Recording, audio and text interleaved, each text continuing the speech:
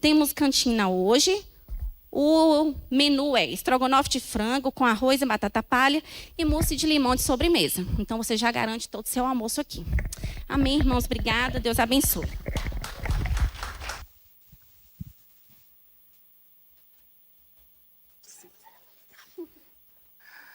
Bom dia, irmãos e irmãs.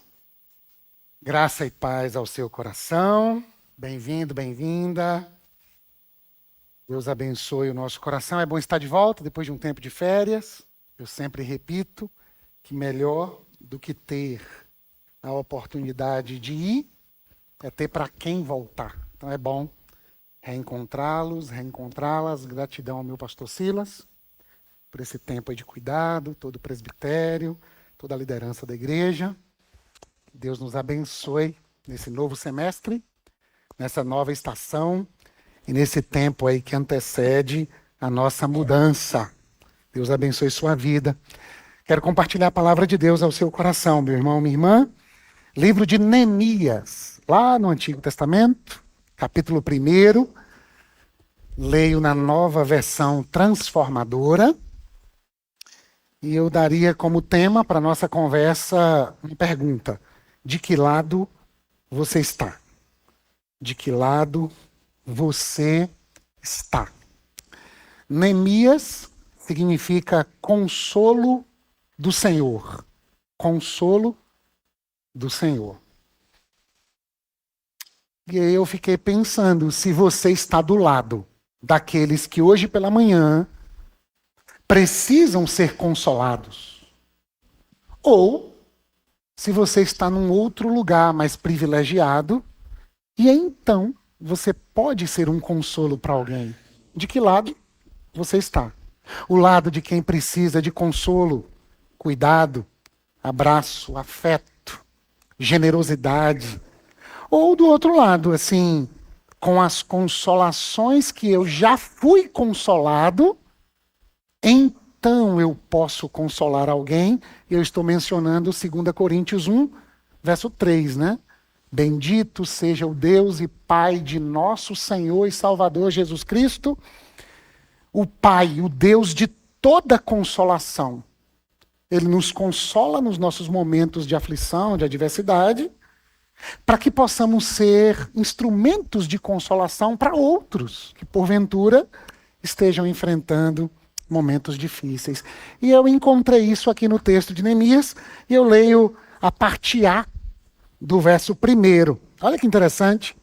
Estas são as memórias de Neemias, filho de Acalias. Numa outra tradução diz, estas são as palavras de Neemias. Memórias e palavras. Quais são as memórias que nós estamos nutrindo e inclusive construindo? Muito interessante pensar que nós podemos construir memórias. Tati ontem dizia assim, amor, eu tenho memórias do tempo que eu era menina e lá em Maikinique a gente dava faxina na casa, colocando as coisas no lugar. E são memórias, para ela, nutritivas, interessantes. Ontem pela manhã, Luquinhas e Maju me ajudaram seguindo a inspiração do pastor Silas, a cuidar de algumas árvores frutíferas, né? O pastor Silas tem sido expert nisso também. E aí a gente foi trabalhar, e eles pediram uma pá, uma enxada, e aí Luquinha soltou assim, pai, eu acho que essa vez é a vez que mais tempo na vida eu fiquei fora de casa, ao ar livre, assim. Eu falei, foi, filho. Claro que já ficou outras tantas vezes. Mas era uma memória. Era uma memória. Atrapalharam mais do que ajudaram, mas uma memória ficou construída. Quais são as suas memórias, hein? Imagina você tendo que escrever as memórias da sua vida, como fez Neemias. Tudo indica. Os estudiosos divergem. Alguns acreditam que o livro que recebe o nome de Neemias foi escrito por Esdras. Outros por um outro autor que, tendo acesso às memórias de Neemias, escreve esse texto. Vale lembrar que no texto sagrado mais antigo, Neemias e Esdras é um livro só. Com o tempo, foram divididos para que houvesse uma pedagogia. Uma outra questão importante. O texto de Neemias é um dos últimos textos do Antigo Testamento a serem escritos. Talvez por volta de 430, 420 antes de Cristo. Aí você lembra que houve 400 anos de silêncio profético entre Malaquias e Mateus. Deus não falava mais com o seu povo. Então nós estamos diante de um dos últimos textos inspirados pelo Espírito de Deus e escritos por um autor iluminado, agraciado, inspirado, conduzido pelo Espírito Santo para escrever essa palavra de Deus em pelo menos 66 capítulos. O tema que a gente sempre ouviu é que Neemias é esse grande reconstrutor dos muros, reconstrutor de uma cidade. É interessante, a cidade é Jerusalém. Neemias está falando das suas memórias. Jerusalém está devastada. Jesus vai cumprir boa parte do seu ministério em Jerusalém. Existe alguém sendo chamado por Deus para reconstruir uma cidade que daqui a pouco, 400 e poucos anos depois, será palco da presença do Cristo, falando do seu reino e convocando o seu povo para uma reconciliação com Deus. Estas são as memórias de Neemias. Quais são as suas e quais serão as suas memórias, não apenas vivenciadas, mas deixadas para o mundo. Lá no trabalho, lá na faculdade, lá na corretagem de imóveis, lá na rede social, para filhos e netos. Quais são e quais serão as memórias que intencionalmente nós estamos construindo? Claro que tem memórias que a gente não escolheu, que a gente não desejou. Elas aconteceram. Mas há outras memórias que nós construímos. Eu ouvi, certa feita, um pastor contar: a minha esposa não precisa de culto de libertação. E eu digo por quê? E aí ele contou que um dia chegou em casa e ela estava chorando, havia uma tristeza no seu semblante, e ele perguntava: o que que houve? O que que houve? E ela não conseguia dizer, era muita tristeza.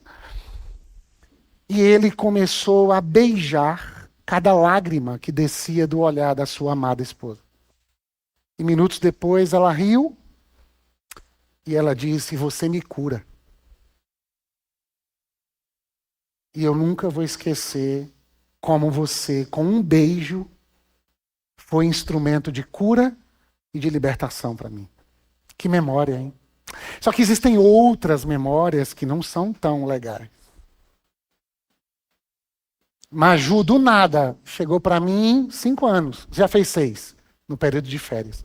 E disse: pai, me conta aí como é que seu pai morreu. Falei: Maju, isso é uma longa história, deixa para outra hora. Essa não é uma memória assim tão legal, tão convidativa a contar. Eu quero ser repetitivo. Quais são as suas memórias? E quais serão as memórias que nós estamos intencionalmente construindo na vida? Neemias, tudo indica, meu irmão, minha irmã, que nasceu no exílio.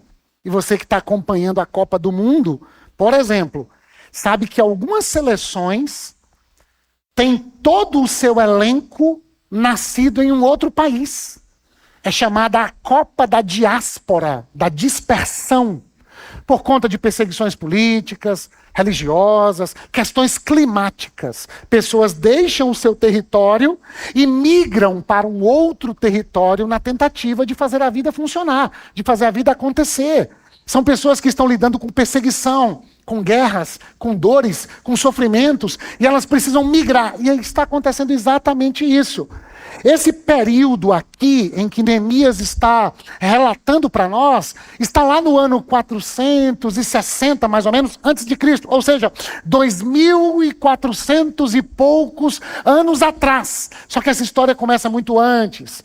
Essa história começa com Nabucodonosor, imperador da Babilônia, o grande império de então, devastador, que por volta do ano 586 a.C. invade Israel, invade Judá e leva praticamente todo o povo para a Babilônia. Devasta a nação, destrói o templo construído por Salomão, acaba com os muros de Jerusalém. Não apenas leva as pessoas cativas, como destroem aquela cidade, destroem aquela nação, e o povo agora está na diáspora. O povo vai parar no exílio. E os estudiosos dizem que possivelmente Neemias nasce no território exílico. Só que o que acontece? Passado um tempo, Ciro se torna o grande imperador do Império Persa. A Pérsia hoje é onde está o Irã. A Babilônia é onde está o Iraque, lá no Oriente Médio. A Pérsia destrói Nabucodonosor e assume todo o território babilônico. E agora se torna o grande império persa. E Neemias vai nascer no território do exílio, não mais sob a tutela e o império de Nabucodonosor, mas do império de Ciro. E tudo leva a crer que, crescendo no ambiente exílico, ele vai se aproximando das lideranças, dos poderosos de então. E se você chegar no final do capítulo 1, esse tempo em que ele relata suas memórias, você perguntaria, certo, eu entendi. Neemias é nascido no exílio, mas os seus pais e os seus antepassados são judeus, são de Israel, mas que por conta da perseguição, por conta da tirania do Império Babilônico, ele e sua família e os seus antepassados vivem agora no território exílico. Mas ele fazia o que lá? O capítulo 1 termina dizendo: neste tempo, eu era copeiro do rei. E aí eu fiquei pensando, né? Quais memórias nós estamos construindo, quais memórias deixaremos, a partir do lugar onde nós estamos, seja a nossa terra de nascimento, ou seja a nossa terra de aspas, exílio. Ou seja, a terra que nós adotamos, ou a terra que nos adotou, ou por conta do trabalho, não é, Mateus, Marissa, Isabela, fomos migrando para outros territórios. E naquele território eu desenvolvi a minha vocação, a minha profissão, a minha carreira. E eu era uma pessoa comum, Jaciara, dirigindo uma universidade estadual, numa outra cidade. E eu estou construindo memórias. E enquanto eu toco a minha vida, lidando com as adversidades, lidando com a saudade, lidando com aquele território, lidando com as nuances da minha vida agora, inclusive um monte de coisas que eu não escolhi. Um monte de coisas que fugiram à minha capacidade de tomar decisão. Eu nasci aqui, eu cresci aqui. E aqui eu fui estudar, aprendi a língua persa.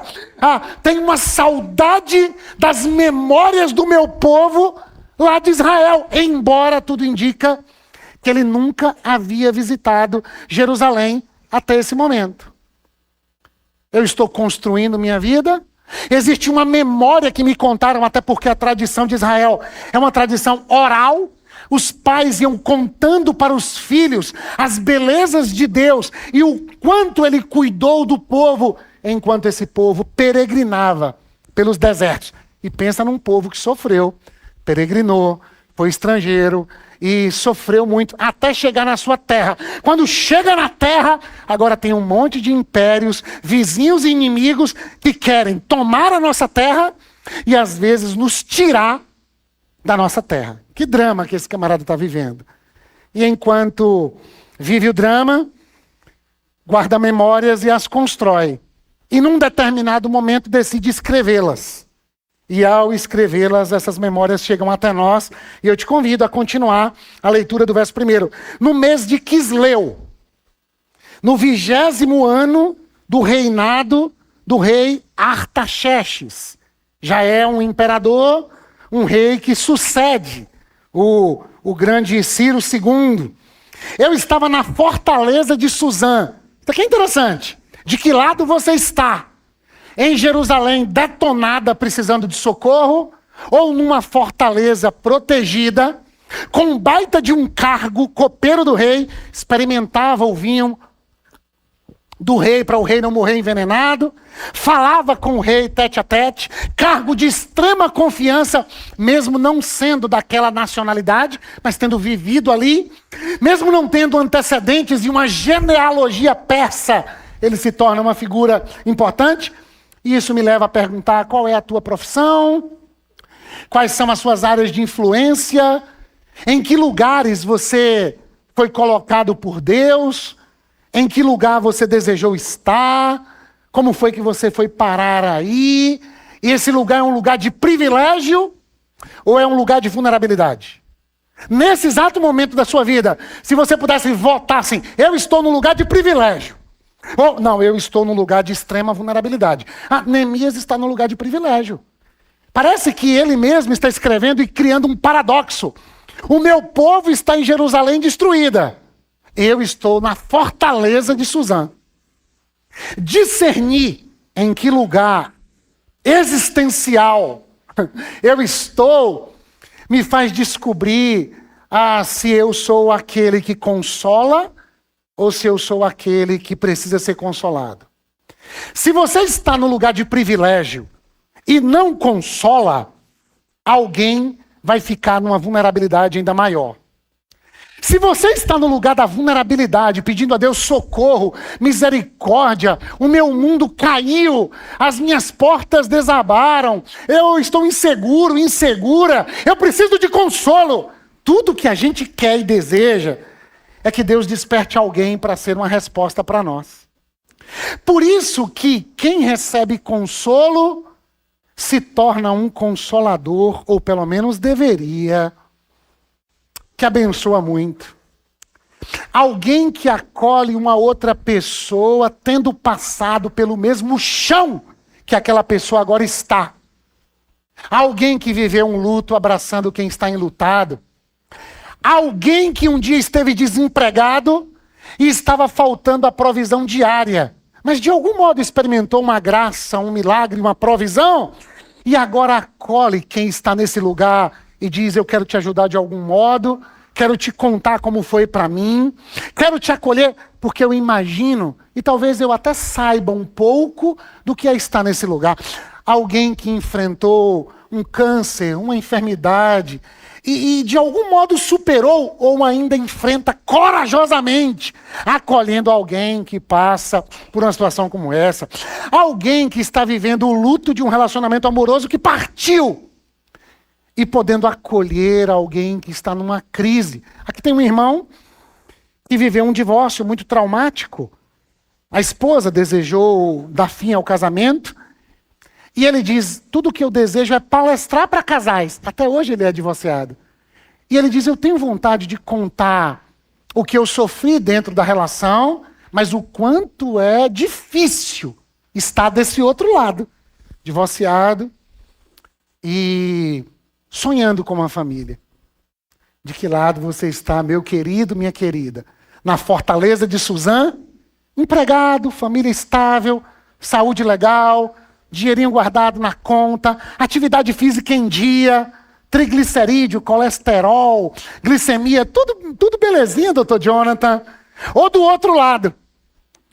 Simvaldo, apertado, negociando cartão, não dando conta da família, com dificuldade de lidar com os filhos, vivendo um momento de transição hormonal ou de faixa etária que eu não sabia que seria assim, e hoje de manhã eu precisaria de um consolo.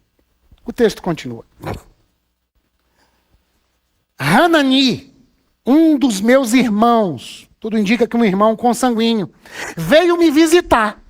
Saiu lá de Judá saiu lá da terra dos meus pais, veio me visitar com alguns homens. Por quê?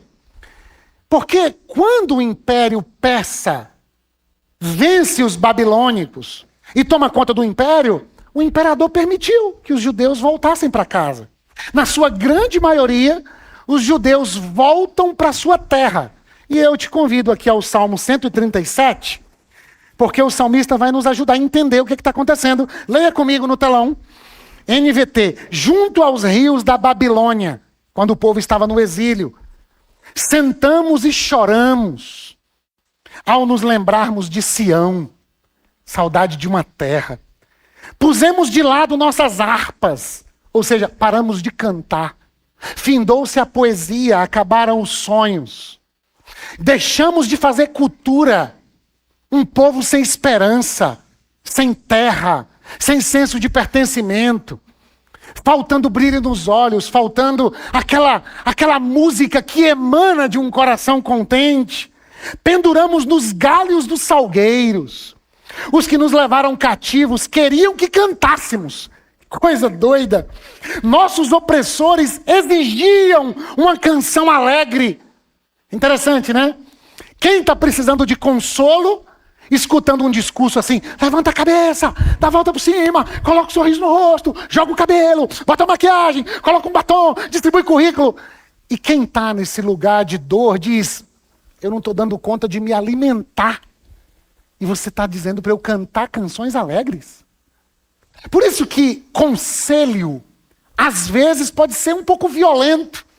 Porque não acolhendo o lugar de dor do outro, falando do nosso pedestal, da nossa fortaleza, sem ir ao mundo do outro, a gente fica como alguém que está o tempo todo dando dicas, e essas dicas mais ferem do que consolam.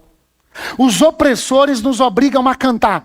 Esse discurso do coach, né? Esse discurso assim da vitória o tempo todo, de dizer assim, tem que dizer que está bem, porque palavra tem poder.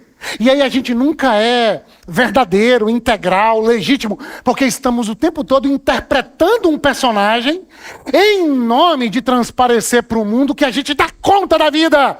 E em nome de atender uma expectativa alheia de que a gente tem que estar o tempo todo bem. Você vai ver isso em Neemias daqui a pouco. Cantem para nós uma das suas canções de Sião. Mas como poderíamos cantar as canções do Senhor estando em terra estrangeira? Nas relações humanas, marido, mulher, pai, filho, cunhado, sogro, genro, nora, sogra, a gente precisa dessa capacidade, meu querido, minha querida, de sair um pouco do nosso quadrado para entrar no quadrado do outro. Nós temos uma tendência a sempre ficar dizendo para o outro de maneira hierárquica e verticalizada o que o outro tem que fazer. Levanta, adolescente! Estuda, menino! Ô mãe, a senhora precisa parar de cair nessas fake news aí! Tem uma pessoa da terceira idade, uma amada da minha família. De vez em quando ela conta assim, umas coisas assim. Você sabe que tal coisa, tal coisa, tal coisa? Aí João Pedro, meu filho de 14 anos, fala, a senhora viu isso onde? A senhora viu onde? Você já viu, né, uma formiguinha cantando louvor e adorando a Deus? E é claro que é um meme. E uma pessoa dizendo, meu Deus do céu, olha como é que a criação louva o Senhor. Coisa linda, até uma formiga aprendeu. Olha, meu neto. Aí o neto diz, vó, pelo amor de Deus, vó. Isso aí, vó, não é nada, menino. Tu não é crente, tu não está orando como deveria. Tu não está vendo com os olhos espirituais. A gente precisa sair do nosso quadrado, da nossa fortaleza de Suzã, e saber o que está rolando na sua Jerusalém. Como é estar desse lado? O marido quer amor com a esposa. Love in the air. Mas a esposa está num momento de transição hormonal, menopausa, idade, preocupação com a mamãe dela que está dodói. E é preciso ter essa capacidade de dizer, eu estou com muito desejo. Mas me conta como é que está aí para você. Me conta, filho, como é ser adolescente nos tempos de hoje. Me conta, meu amor, como é a saudade de seu pai, de sua mãe, a saudade de sua terra. Você me acompanhou, eu tive uma promoção no trabalho, e você esteve do meu lado, e nós nos mudamos. Só que eu sei no seu olhar a saudade que você tem dos seus sobrinhos, a saudade que você tem da sua cidade, do frio lá de Conquista. E por vezes eu estou dizendo, se alegra, canta! E eu não me dou conta de que para você, no lugar em que você está, nessa terra estrangeira, claro que aqui é tudo muito mais grave, eu nem sempre me dou conta de como é difícil para você. Compaixão, empatia, saber que eu estou no lugar de privilégio e o outro talvez não. E eu preciso me aproximar, não dizendo, canta e sobe o degrau do privilégio, mas descer do privilégio e dizer, como é que eu posso servir você aqui? John Stott diz, do mesmo modo que Deus entrou no nosso mundo em Jesus, fez o quê? Deixou seu trono, deixou sua terra, deixou seu lugar de privilégio e entrou no nosso mundo. Nós devemos entrar no mundo de outras pessoas. Esse meu funcionário é chato. Esse meu patrão é horrendo. Esse meu vizinho de cima só faz barulho aqui no prédio. Eu sei o quanto incomoda.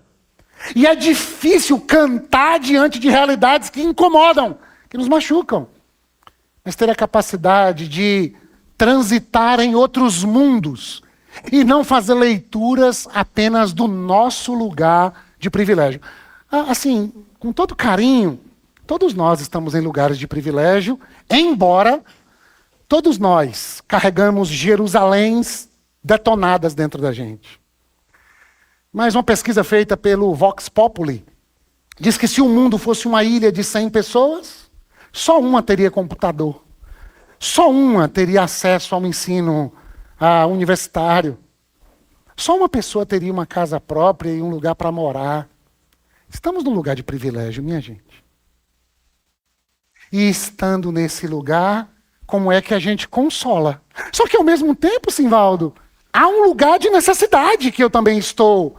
Então se abra para o consolo. Escreva Salmos e eu continuo a leitura. Se eu me esquecer, verso 5, de ti, ó Jerusalém, que minha mão direita perca sua habilidade. Essa coisa de valorizar as origens, né? Essa coisa de olhar para o passado, olhar para o meu povo, olhar para a minha gente, olhar para a minha família e dizer, eu não vou esquecer. E eu quero que em algum momento da vida, eu deixe esse lugar de privação e eu tenha um pouco de bênção sobre mim, mas eu não vou esquecer de onde eu vim e aqueles a quem eu quero abençoar. Isso dá sentido para a vida, meu irmão, minha irmã. Passar pelos momentos de exílio e dizer, eu me lembro de Sião. Eu não estou cantando as canções, mas eu me lembro delas. E eu não quero esquecer de onde eu vim, a minha terra, o meu povo. Eu não quero esquecer as minhas origens. Que a minha língua se prenda ao céu da boca se eu não me lembrar de ti. Se eu não fizer de Jerusalém minha maior alegria. Que bonito. Que bonito. Se eu não fizer de Jerusalém minha maior alegria. Ler esse texto à luz de Jesus, quem sabe não é busquem em primeiro lugar o reino de Deus. As realidades da nova Jerusalém, do novo mundo que Deus está construindo e reconstruindo entre nós, para nós e com a gente. O reino de Deus é a minha alegria.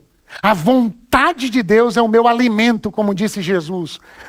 Fazer o que o meu Pai deseja é tudo o que eu mais sonho, mesmo estando no exílio. Simvaldo, é porque você não trabalha onde eu trabalho. É porque você não tem uma família como a minha. É porque você não sabe o que é que rola lá onde eu vivo. É o exílio. É a Babilônia. É o mundo. Mas você é do mundo ou você é da Nova Jerusalém? E como é viver neste mundo com o coração no outro mundo? Seja feita a tua vontade aqui na terra, como ela é feita nesse outro mundo. Nessa cidade santa, nesse lugar do porvir. Eu quero viver aqui e agora com o coração centrado naquilo que é a tua vontade. E eu quero viver no meu mundo do jeito que se deve e se vive no teu mundo. Sião e Jerusalém é a minha maior alegria. Ó Senhor, lembra-te do que os edomitas fizeram. Olha o perigo de enquanto estamos no exílio, no lugar da vulnerabilidade, no lugar da escassez, da privação, na diáspora, o nosso coração pode se perder. Lembra-te dos que os edomitas fizeram no dia em que Jerusalém foi conquistada. Olha o que eles disseram. Destruam-na. Arrasem-na até o chão. Tem alguém fazendo o mal. Nabucodonosor invadiu nossa terra.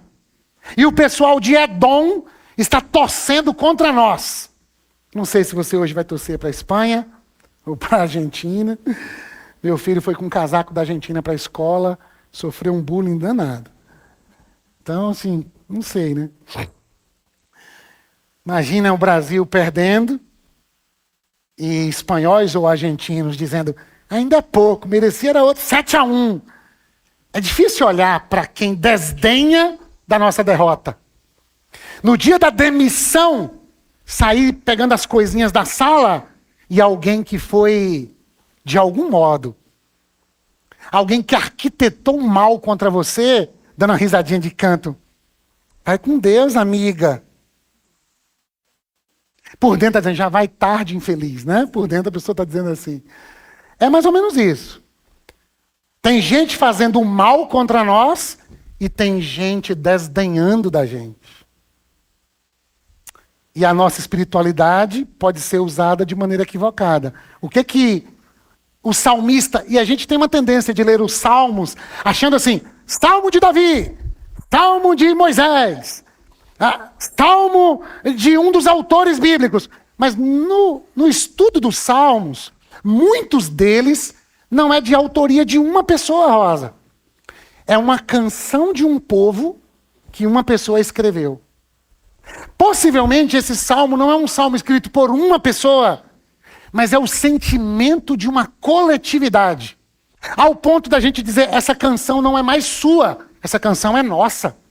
Essa canção expressa o que estamos vivendo. E o que o povo está vivendo? Uma dor. E o que fizeram com a dor? A tentativa de pedir a Deus para punir os malvados. Isso acontece até hoje. A gente tem uma tendência de quando somos feridos, em vez da gente dizer, Senhor, me consola, para que eu seja um instrumento de consolo, a gente começa no ressentimento, pedir a Deus para agir de acordo com o nosso ressentimento e dizer, pune quem me fez o mal, humilha quem se exaltou contra mim, Senhor, joga uma praga sobre a... Aí você diz, mas não está na Bíblia. Pois é, está na Bíblia. Mas a revelação é gradual, progressiva e avança até Jesus. E em Jesus a gente relê esse texto e em Jesus a gente diz, olha, o pessoal de Jerusalém é tão machucado que quer o mal dos edomitas. Mas Jesus disse para a gente amar os inimigos e orar por eles. Paulo vai escrever aos Romanos, Lucelma, e vai dizer no verso 21 do capítulo 12, não se deixem vencer pelo mal, mas vençam o mal com o bem. Ou seja, no final das contas, não é sobre estar em Jerusalém, ou na Pérsia, ou na Babilônia. No final das contas, é que tipo de ser humano eu e você estamos nos tornando. Se o mal feito a nós nos tornou malvados, ou se o mal que nos fizeram Deus transformou em bem, como disse José, vocês fizeram mal contra mim, mas o mal que vocês fizeram contra mim, Deus transformou em bem. Ou seja, eu não me transformei em alguém parecido com você que me fez o mal. Enquanto Judas, você me beijava e fazia o mal contra mim, eu estava lavando os seus pés e tentando abençoar o seu coração para você não se perder. É difícil usar esse termo, mas é mais ou menos assim, eu não sou Maia. Eu sei que você está fazendo mal contra mim, ó Edomitas, ó Nabucodonosor e Babilônicos, ó Império Persa. Eu sei que você, meu colega, meu vizinho, às vezes até um cônjuge, fez algo que me feriu, mas eu não vou pegar a minha espiritualidade e interpretá-la a partir do meu ressentimento. Eu vou permitir que o Cristo ressignifique o meu sofrimento. E não o meu sofrimento coloque Cristo no lugar de funcionar segundo a minha dor. Está dando para entender, meu irmão, minha irmã? No final das contas, que tipo de ser humano você está se tornando? Um Neemias, consolo do Senhor? Ou Sambalate, Tobias e Gesem, opositores ao que Deus está fazendo? A gente pode ser alguém que se opõe ao que Deus está fazendo, se a gente se apegar aos ressentimentos. Ressentimento significa sentir de novo, sentir de novo, sentir de novo. Eu converso com pessoas e tem uma pessoa na minha família, e eu já disse isso aqui, ela conta as memórias, ela vai contando, vai dando risada, ela é muito bem-humorada. Mas lá para as tantas ela diz, mas um dia minha mãe me deu uma surra. E aí mostra o lugar onde doeu, e aí vem uma lágrima, e aí você escuta aquilo dizendo, isso ainda dói. E eu não estou culpabilizando-a, mas a sensação é, eu olho para a vida ainda a partir das dores que me causaram. E olha o que eu chego a pedir para Deus. Ó Babilônia, para os edomitas, que Deus se lembre do que vocês fizeram. E agora para os babilônicos ou babilônios. Ó Babilônia, você será destruída. E de fato foi. Feliz é aquele que lhe retribuir por tudo que fez contra nós. Por que a nossa dificuldade com os hermanos, né? Tem uma rivalidade. E aí saiu uma nota num jornal dizendo que até os argentinos estão impressionados de como o mundo está torcendo contra a Argentina. Que interessante. E aí a gente fica quase que espanhóis para ver o nosso rival perdendo. Felizes são aqueles que destruírem você. Aí disseram assim, eu não torço para a Argentina porque tem muito racismo na torcida argentina. Verdade. Só que nós usamos os argumentos para legitimar as intenções do coração. Porque Vini Júnior sofre racismo onde? Ele joga onde? Na Espanha, né? Torcedores de um time espanhol penduraram um boneco do Vini Júnior pelo pescoço num viaduto. E quando ele chegou para jogar, estava lá o boneco dele enforcado no viaduto. Então assim, torça para a Espanha, de boa. Mas cuidado com esses argumentos, né? Quero destruir os hermanos no campo, porque eles são racistas. Os outros também são. Não, mas é porque os jogadores de cá não se manifestam. Nós vamos acumulando razões e motivos e misturamos a nossa percepção de Deus e vamos nos tornando pessoas que às vezes não conseguem destruir o oponente, mas passam a vida dizendo, um dia alguém vai vingar. Um dia alguém vai me vingar.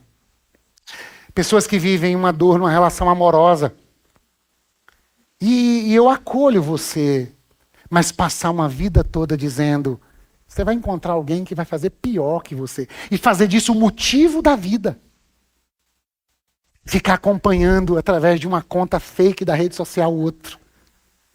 E torcendo. E crente, tá fazendo oração. Senhor, na campanha da vitória. Senhor, usa a tua serva para mostrar para ele o que ele fez comigo. A tua serva! Nosso coração precisa ser curado.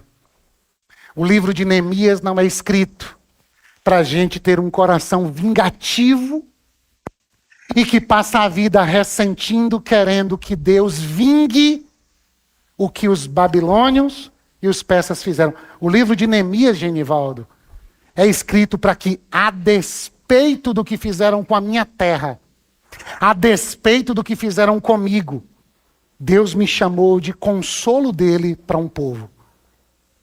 E eu sou da turma que abençoa. Abençoa, inclusive, os que me perseguem. Abençoa, inclusive, aqueles que me fizeram mal. Eu não me tornei malvado. Como posso abençoar você? E não é para depois ficar tirado, dizendo assim, você não sabe a bênção que eu fiz para quem me fez o mal. Não. É para cair de joelhos dizendo, eu era e sou um pecador e tua graça me alcançou. De tal modo que quando eu me deparei com o pecado que o outro fez contra mim, a tua graça que foi derramada em mim transbordou para o outro. Quem vem, Dani, à sua cabeça? Andréia, Esté. Quem vem à sua cabeça, Babi? Que de algum modo te machucou.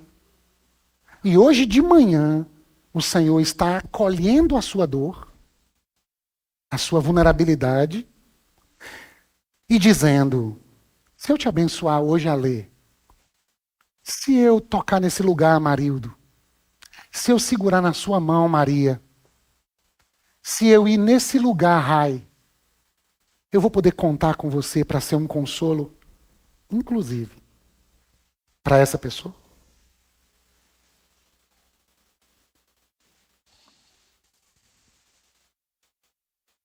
Eu não tenho dúvida que isso é a palavra de Deus, tá? Que está totalmente fora do que eu estudei.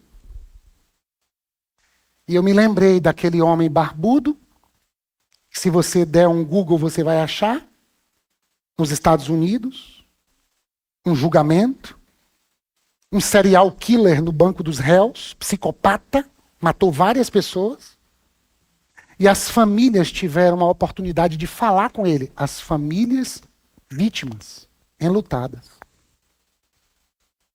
Escreve no Google ou no YouTube, serial killer perdoado por um cristão. As pessoas dizem para ele, eu queria te matar, você destruiu minha vida.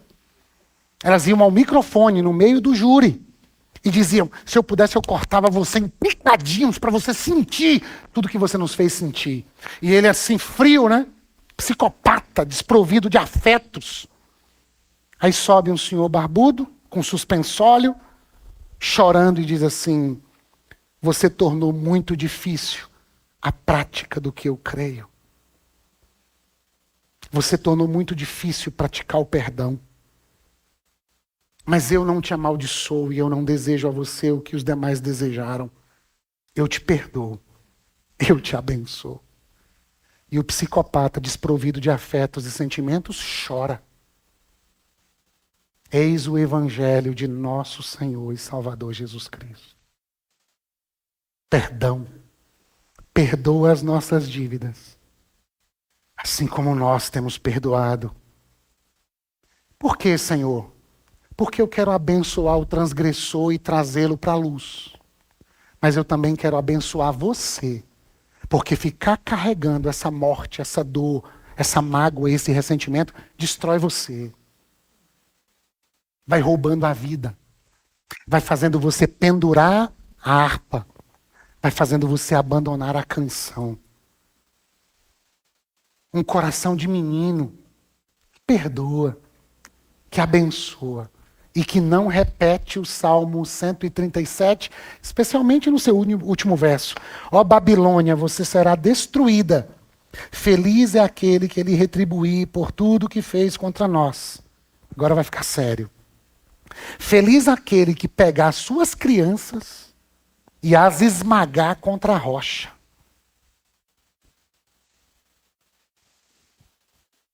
Que dor, hein? E é mais cruel pensar que a dor não de uma pessoa, é a dor de um povo, Rafa. Eu fico pensando o que Jesus pode fazer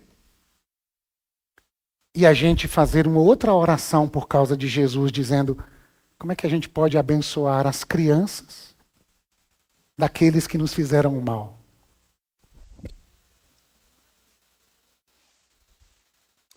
Um dia aqui na igreja, um pai tratou mal uma das professoras da salinha.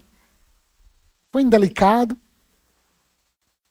Uma vez eu recebi uma mensagem de uma mãe, tipo assim, brava com o pessoal da salinha. E aí eu imagino as nossas professoras e professores voltando no domingo depois dizendo, eu vou continuar abençoando seu filho. eu vou abençoar a sua filha. O pessoal dos adolescentes manda mensagem para os pais, tem um grupo, e trabalham, e se reúnem, e querem abençoar. E outro dia eu soube, né? Mandamos mensagens para um montão de gente. Só uma respondeu. Dá vontade de ficar com raiva. E dizer, então esses adolescentes vão ficar tudo perdido mesmo. Seus pais não ajudam a gente. Mas aí o pessoal se reúne e ora e diz assim, vamos tentar de novo. Vamos tentar de outro jeito. Vamos gravar um vídeo, vamos fazer um layout, vamos criar uma forma. A gente quer abençoar as suas crianças. A gente não quer pegar seus filhos e bater com a cabeça na rocha. A gente quer abençoar. Nós somos a comunidade do Cristo vivo. Nós não estamos construindo um prédio, meus irmãos. Embora tenha um prédio sendo construído para a gente se mudar. Nós estamos construindo uma comunidade do reino de Deus. A grande tarefa de Neemias não é só ir lá e restaurar os muros de Jerusalém, mas é, em nome do Cristo, em nome do Evangelho, dizer, enquanto nós estamos reconstruindo a vida, enquanto nós estamos comprando propriedade, pagando impostos, formando os filhos, construindo cidade, cidadania, enquanto nós somos copeiro do rei, administrador da empresa, diretor da faculdade, enquanto somos políticos, enquanto somos enfermeiros, dentista, fisioterapeuta, gari, nós estamos construindo o caráter de Jesus. Enquanto eu sou copeiro do rei, eu construo memórias de que o mal não vai vencer, mas nós vamos construir uma contracultura, um outro jeito de ser gente, um outro jeito de ser humano, acolhendo a nossa dor e a nossa vulnerabilidade, experimentando o consolo que vem da parte de Deus. E quando consolados, nós nos levantaremos dos lugares de privilégio e vamos abençoar aqueles que estão nessa condição. Qual? Qual condição? Verso 2, Neemias 1. Hanani, um de meus irmãos, veio me visitar com alguns homens que haviam chegado de Judá. Recebeu uma visita. Estou aqui, não voltei para a terra do meu povo. Fiquei aqui na fortaleza. Recebi uma visita e eu poderia usar a visita só para o meu prazer. Já que vocês vieram me visitar, deixa eu contar como é difícil para mim estar aqui, embora eu esteja numa posição de privilégio, ganhe bem, seja um homem de confiança do rei, esteja na fortaleza, embora eu seja o cara aqui nesse império, eu sou tão de confiança que eu provo a comida do rei antes dele provar, eu falo com o rei sem precisar pedir licença para entrar na sua presença, porque eu vivo na sua presença. Eu poderia usar a visita para, a despeito do meu privilégio, apenas acolher o cuidado dos visitantes. Mas olha que interessante.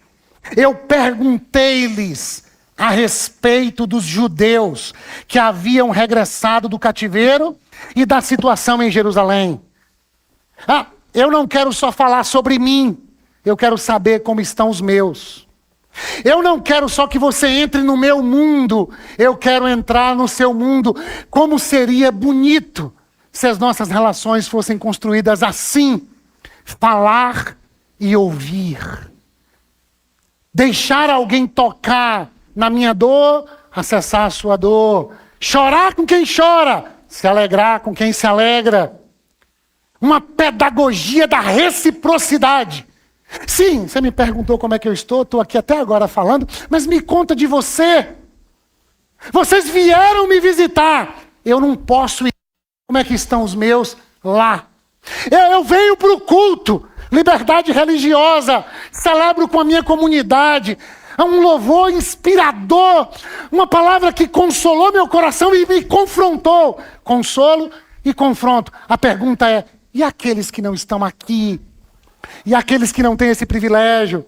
E aqueles que estão em condições outras? Às vezes em casa, no ar-condicionado, assistindo TV, procurando se entreter também para lidar com as dores de dentro ou de fora. Essa capacidade de dialogar com a vida. Deus tem me abençoado e eu quero abençoar. Agora parece que eu estou precisando ser cuidado. Opa, agora eu já posso cuidar. Não passar a vida toda apenas num polo da vida. A gente pode viver na vida essa capacidade dialogal, dialógica, essa intenção nossa de dizer: eu desço do lugar de privilégio, abençoo você no lugar de vulnerabilidade. Eu mostro minha vulnerabilidade porque eu preciso de cuidado, mas eu também acolho a sua. As nossas relações mudariam. Meu filho, eu quero te contar as minhas dores da adolescência, me conte as suas. Minha filha, você está na adolescência infantil.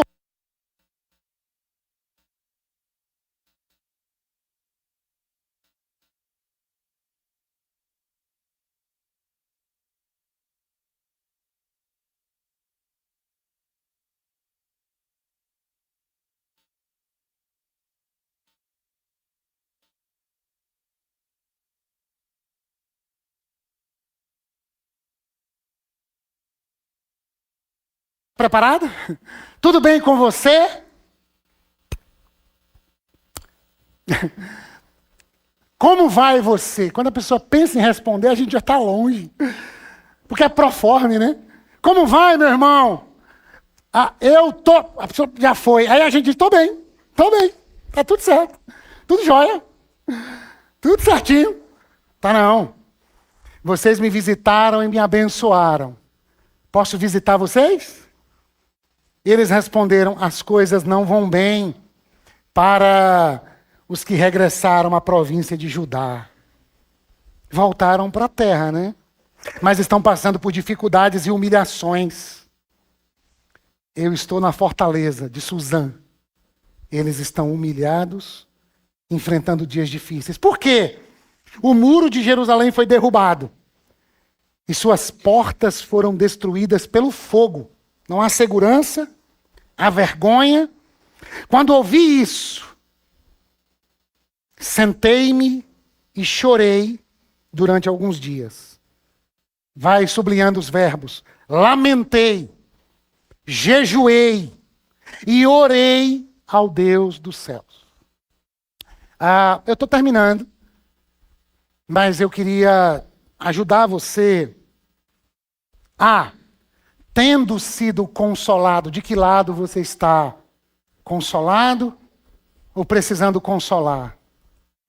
Recebeu uma visita. Foi lembrado. O pessoal, gente, a despeito do sofrimento, se desloca de Jerusalém e vai até uma das capitais do Império Persa, a cidadela de Suzã. E eles vão ao encontro de Neemias. Neemias é consolo do Senhor. A gente quer consolar quem consola. Que bonito. A gente quer cuidar de quem cuida. Só que quem recebe consolo quer consolar. Como é que vocês estão? A gente não vai nada bem. Aí quando, Rebeca, a gente está diante assim: eu não estou bem, a gente geralmente tem duas tendências. Uma é: ai, que pena. Ou se eu pudesse fazer alguma coisa. Aí a gente parece que esquece e segue para a vida. Porque pena é isso, né? Dó. Ai, que dó dessa pessoa assim. Obrigado, Dani. Não é dó, pena.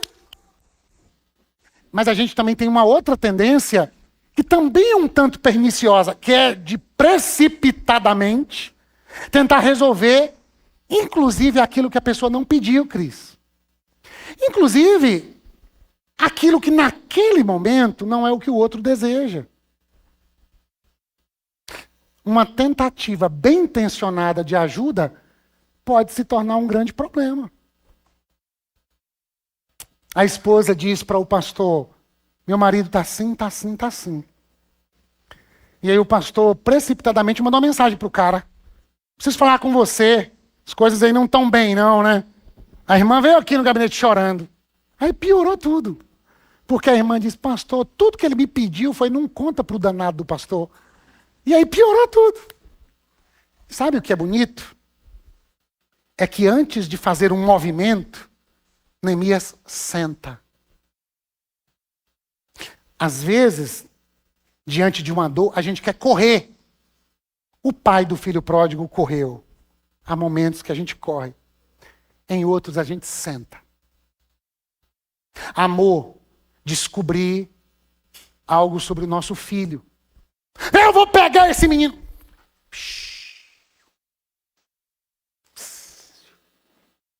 Eu te conheci na adolescência, amor. Tu fazia pior do que ele. Senta. Ora. Jejua. Vamos lamentar juntos. Aí depois a gente faz alguma coisa. Para que essa pressa? Essa falação? Essa gritaria? Esse desespero? As relações, as redes sociais estão assim. A gente vê e já reage, a gente vê e reage. Ninguém mais senta. Ninguém mais ora. Ninguém mais jejua. Ninguém mais lamenta. Esse tempo que Neemias passa chorando, orando, se arrependendo. Leia o texto. Ele vai lembrar de quem Deus é, da aliança de Deus, do que Deus prometeu, da sua grandeza, mas também da nossa rebeldia. Não é só o erro do nosso filho, foi o erro nosso. Habito num povo de lábios impuros. Adelson pregou outro dia sobre isso. Mas eu também tenho os lábios impuros. O meu povo pecou. E a casa dos meus pais pecou. Eu também pequei. Antes de ir para um embate, ou para uma DR do casal, não trata o outro como pecador, sem antes lembrar que você é o tanto quanto. Eu orei assim, verso 5, ó Senhor, Deus dos céus, Deus grande e temível, que guardas tua aliança de amor leal para com os que te amam e obedecem a teus mandamentos. Ouve minha oração, olha do alto. Lembra, tá? É um profissional da cidade, tá? Não é assim, o ministro de louvor, o apóstolo, o pregador. É você, o seu trabalho. Fica sabendo que alguma coisa na sua família está toda quebrada. Ou da sua comunidade, ou da sua cidade, ou do seu mundo. Fica sabendo que o filho da sua irmã está aprontando todas. Em vez de fazer disso a conversa do café. Ah, mas minha irmã sempre deu muita liberdade. O menino acordava 11h30. Ah, pelo amor de Deus, né? Tudo que queria dava. Mas aqui em casa não. Eles só foram ter PlayStation e Xbox depois que passaram lá no vestibular. No fundo, nós estamos usando a dor do outro para tentar impor, manifestar o nosso orgulho, o nosso ego e a nossa vitória. Senta. Lamenta. Chora. Virgínia e Vini Júnior. Ah, mas eu acho. Ah, mas eu... Senta. Lamenta. Chora. Seja mais humano. Seja mais humana. Ah, porque o pessoal lá da igreja... Ah, porque... Senta. Lembra de quem Deus é. Lembra da aliança dele. Confesso que temos pecado contra ti. Sim, minha própria família e eu temos pecado. Você, para mim, não é problema seu. Você, para mim, é parte da minha vocação. Posso ser consolo para você hoje de manhã? Pastor, o senhor tem que bater no pessoal que está pecando assim, pegar o pessoal. Eu tenho mesmo, né? O problema é que eu estou no meio deles, né? O problema é que eu não sou melhor do que eles, né? O problema é que você não me conhece direito, né? Aí você quer que, diante da dor de um povo, eu quebre a última porta que ficou? Não, eu sentei, eu chorei, eu jejuei, eu lamentei. E aí eu orei, e eu me lembrei que Deus tem um amor leal, e nós somos pecadores, que precisam de arrependimento. Converte-nos a Ti, Senhor, e seremos convertidos. Renova os nossos dias como antes. Você soube de fulano de tal? Sentei, chorei, lamentei, jejuei e orei. E quando orei, me dei conta. Miserável homem que sou. O bem que eu quero fazer, eu não faço. O mal que eu não quero, eu estou sempre fazendo. Quem me livrará desse corpo mortal? Eis o Evangelho, onde abundou o pecado, superabundou a graça de Deus.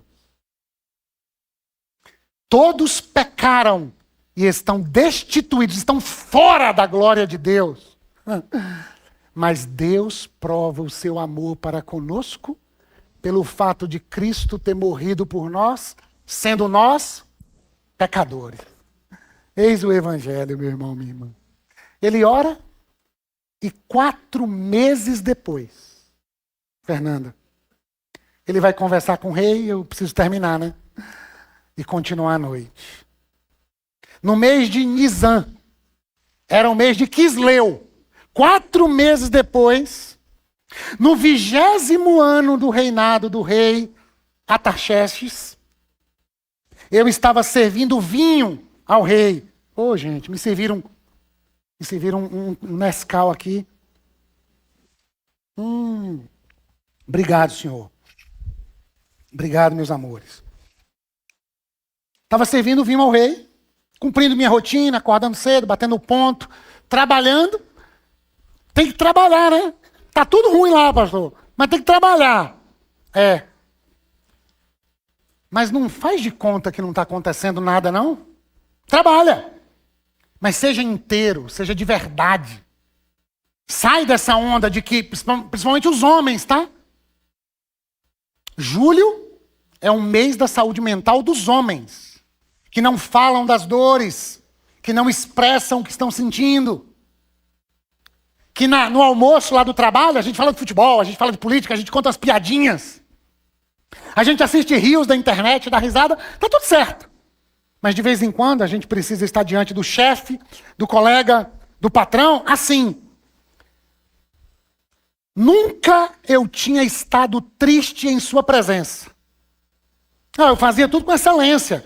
Eu não levava meus problemas pessoais para o meu trabalho. Eu estava lá tentando tocar minha vida. Parabéns, Neemias. Que legal que você tem a capacidade de dividir um pouco o que é pessoal do que é profissional. Isso é interessante, é sábio. Agora, uma dor desse tamanho, fazer de conta que não está acontecendo nada, é agir de maneira opressora, do mesmo modo que os babilônios diziam para o povo exilado: cantem canções alegres de Sião. Não, eu não vou ser opressor sobre mim. Essa é uma dor que não dá para fazer de conta que não está acontecendo nada. Eu fiquei triste na presença do rei. O meu rosto expressou aquilo que estava no meu coração. E isso foi maravilhoso, porque pode ser que a gente ainda tenha reis, ou líderes, ou pastores, ou gestores. Meu Deus, é difícil, né? Semelhantes ao rei Xerxes, pagão do império persa. Mas que rei sensível! O rei se tornou consolo para Neemias, que era consolo do Senhor. O rei me perguntou: por que você está com o rosto tão triste? Você não parece doente. Deve estar profundamente angustiado. Fiquei com muito medo, mas respondi: que o rei viva para sempre. Como meu rosto não pareceria triste? A cidade onde estão sepultados meus antepassados. No seu caso, eu não sei se é a cidade, é o casamento, o filho, as contas, a saúde, o diagnóstico. Nós temos os nossos desafios que afetam o nosso rosto, afetam a nossa aparência. E que bom encontrar pessoas com um coração assim, que se preocupam com a maneira como estamos nos apresentando ao mundo. A cidade está em ruínas, suas portas foram destruídas pelo fogo. Oh, pergunta do rei, o que você deseja que eu faça? Depois de orar ao Deus dos céus. Eu aprendi isso aqui. Eu aprendi isso com o pastor Ricardo Agreste.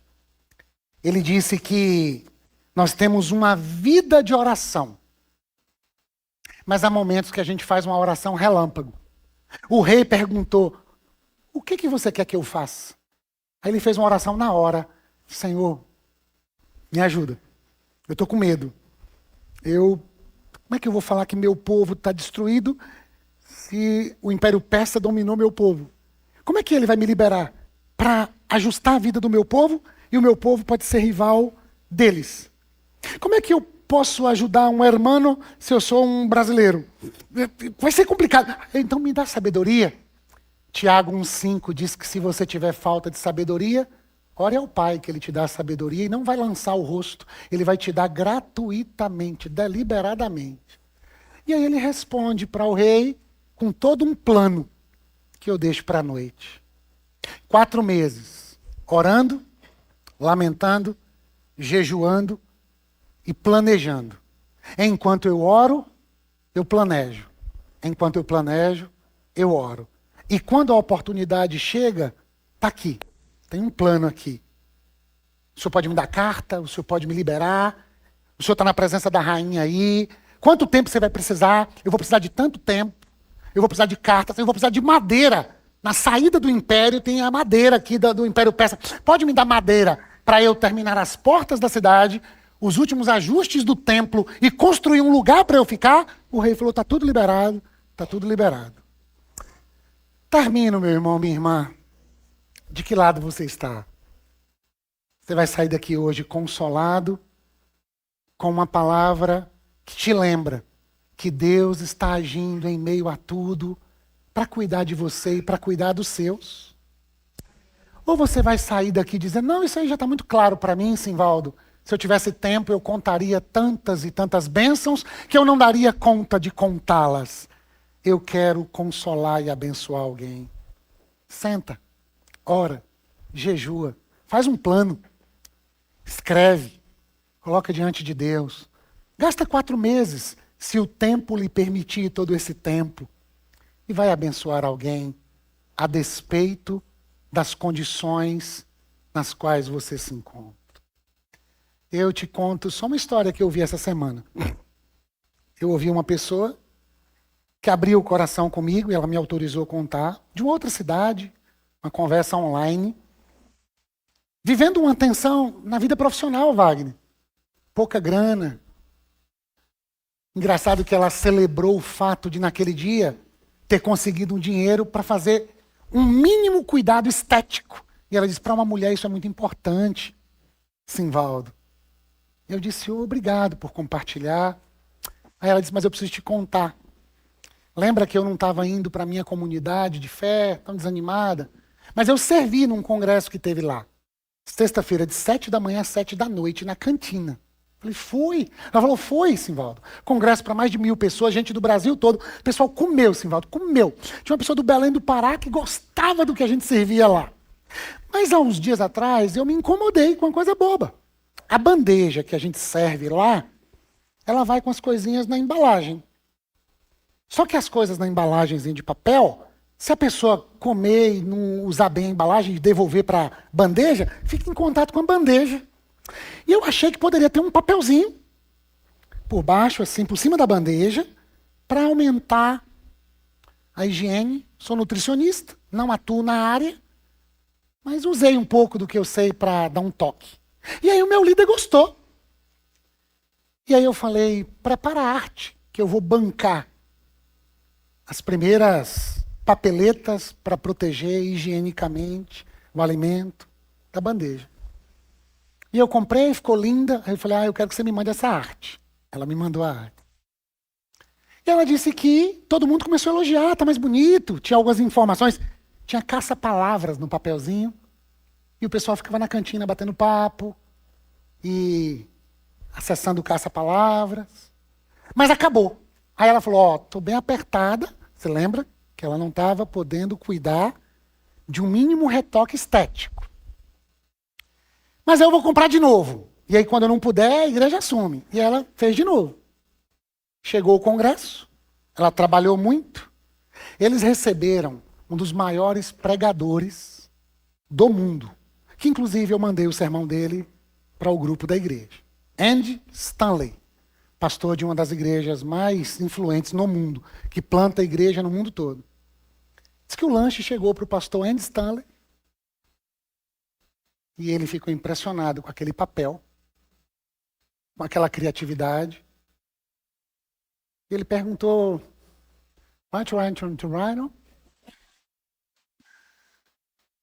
Uma irmã da nossa comunidade preparou. "Do you want to try to read on?" Me ajuda aqui, Rebeca. Uma voluntária que serve entre nós. Não chega a ser a copeira do rei.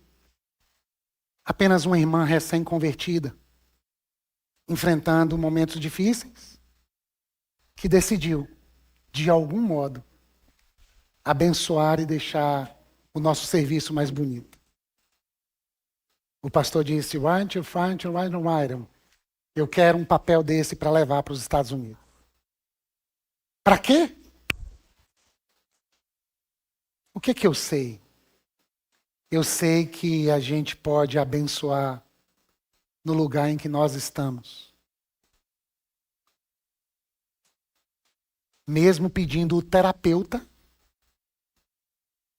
um prazo para pagar sessões, porque eu estou muito apertada. Você pode aguentar um pouquinho, Simvaldo? Posso. Mas eu não poderia ficar sem abençoar a minha comunidade com um toque de beleza e de higiene no lanche dos meus irmãos e das minhas irmãs. Senhor, consola quem precisa de consolo. O Senhor nos deu o livro de Neemias também para isso. Para consolar aqueles e aquelas que estão com a sua, aspas, cidade bagunçada, quebrada, com o seu mundo revirado. Faz um milagre, Senhor. Restaura, cura, levanta pessoas para abençoar. Faz o recurso chegar, a intervenção aparecer. Faz a gente contar um milagre de como o Senhor entrou no nosso dia de dor e de dificuldades. Consola, abençoa, liberta, supre, coloca um novo cântico nos nossos lábios. Faz a gente pegar a harpa dos galhos do salgueiro e cantar um hino de louvor ao nosso Deus. Faz a gente voltar para casa, voltar para o lugar do sonho, lugar da vocação, lugar da esperança.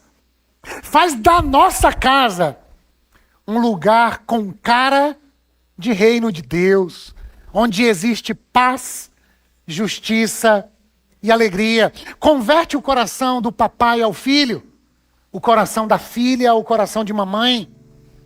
Abençoa o teu povo naquilo que a gente nem consegue mencionar. Faz com que o consolo do Senhor chegue lá, onde a gente não dá conta de chegar.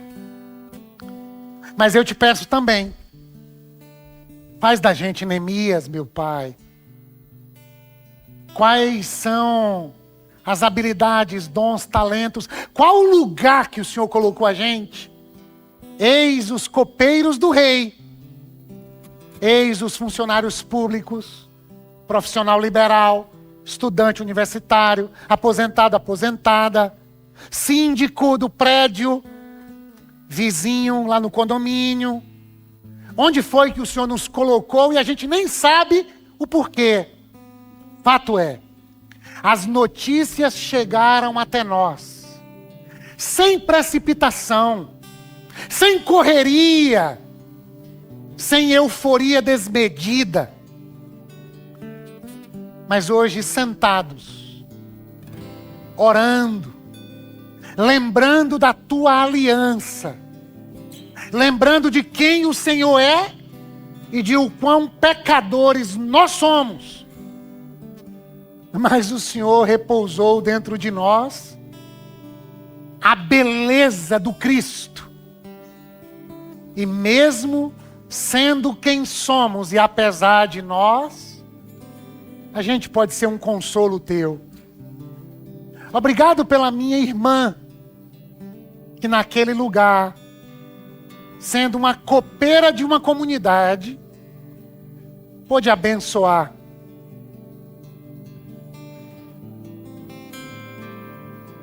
Obrigado pelos irmãos e irmãs que servem nessa comunidade, mesmo em meio a tantos desafios, mas estão ajudando a construir uma cidade, uma comunidade, onde Jesus é o centro de tudo, e a todos ama, e a todos quer abençoar.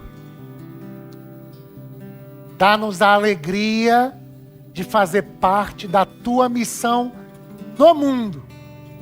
E como Talita orou hoje pela manhã, que a necessidade de um seja acolhida pelo dom do outro.